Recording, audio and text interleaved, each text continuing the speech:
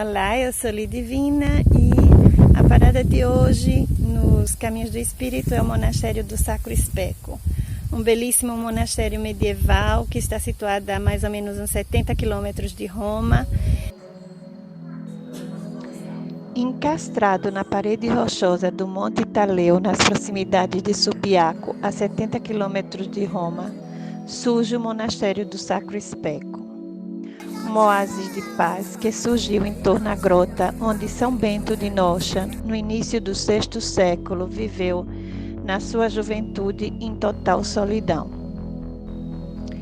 Desde o III século, pessoas se isolavam totalmente para viver em plenitude o ensinamento evangélico. Mas o período de solidão atravessado neste lugar selvagem levou São Bento a optar pela vida em pequenas comunidades, e ele fundou os primeiros monastérios da Europa. Sacro Especo é uma das etapas da Via de São Bento, ou Via Benedicta, caminho que peregrinos praticavam desde a Idade Média. A visita do Sacro Especo é só beleza. Em torno, o panorama natural dos Montes Sibruini. Dentro do monastério, o visitante é circundado pela beleza da arte e arquitetura produzidas pela devoção humana.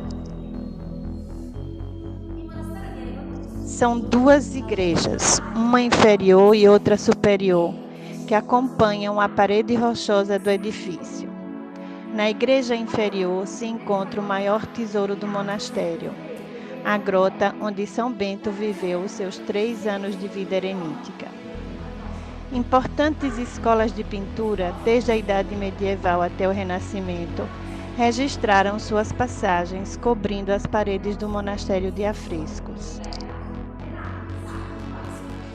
Na atual entrada, a antiga sala capitular foi afrescada com os 4 evangelistas e o Cristo Salvador, da escola do Perugino, da primeira metade do século XVI. Os ciclos de pintura impressionam pela qualidade, beleza e conservação. Na igreja superior, os afrescos foram pintados pela escola senese do século XIV e pela escola umbro-marquejana do início do século XV. Os temas são a Paixão do Cristo e episódios da vida de São Bento. Na igreja inferior, um famoso afresco, o Triunfo da Morte, nos lembra que a morte toca a quem quer que seja, e nem riqueza, nem juventude pode impedi-la.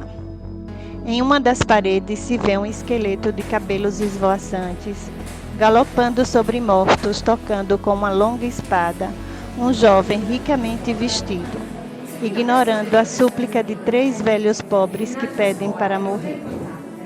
E na parede em frente, um frade mostra 3 jovens, 3 fases da decomposição do corpo humano. São afrescos da escola senese do século XIV. Em 1223, passou por Subiaco São Francisco de Assis, e na ocasião ele teve o seu retrato pintado na Capela de São Gregório. No afresco, o santo não tem nem a auréola nem as chagas, porque foi retratado vivo e ainda não tinha recebido as chagas de Cristo.